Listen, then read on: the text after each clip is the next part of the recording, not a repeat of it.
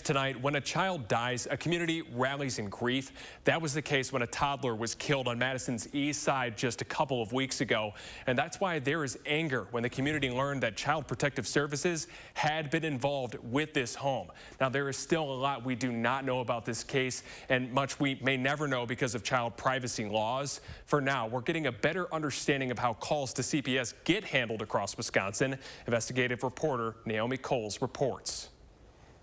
Of more than 60,000 calls to CPS in Wisconsin in 2020, a third were screened in for investigations statewide, a rate changing a lot county to county. That means only a third of the reports, if found to be true, would meet the legal definition for child abuse or neglect. You might see things like families that need social service support, a family that needs access to diapers or food or other things that are poverty related that are not child abuse.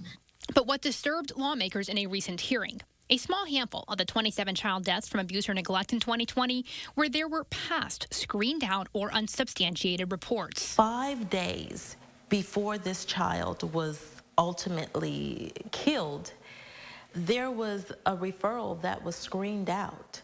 That was 5 days before this baby's death. Obviously, that screened out referral should have never happened. A national report from the U.S. Human Services Department puts Wisconsin third from last in the country for screen-in rates. Once an investigation starts, to figure out if a screened-in report of maltreatment is likely true, about 13% of reports are substantiated in the state. While only a few deaths in 2020 happened after a call had been screened in or unsubstantiated, lawmakers argue it's still too many.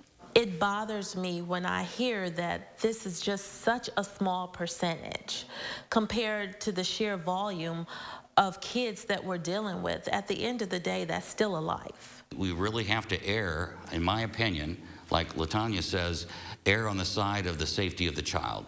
These are all very complicated individual scenarios, and it's not possible to sort of foresee what's going to happen in any individual case. Fortunately, we have very, very few of those types of incidents.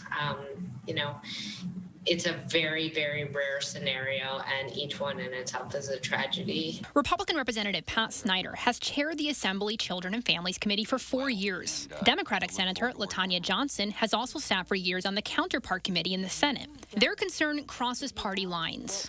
Whatever the protocol is for screening these calls out, I feel we need to take a deeper dive and to see what that is. In the same sense, what a difficult job it is to be a social worker day in, day out, trying to make that difference for that child that you're trying to represent and the situation. So I'm not trying to downplay that at all. The state's CPS head says a knee-jerk reaction to one case, like leaning more heavily into removing children from homes, can damage the policy successfully protecting everyone. Taking a child out of a home is an extreme measure in and of itself, and I think we're learning more and more about how family separation impacts children. That was Naomi Coles reporting. Another factor in this story is the workforce shortage that the child social worker industry is facing, which is really much like many of the other industries in this state.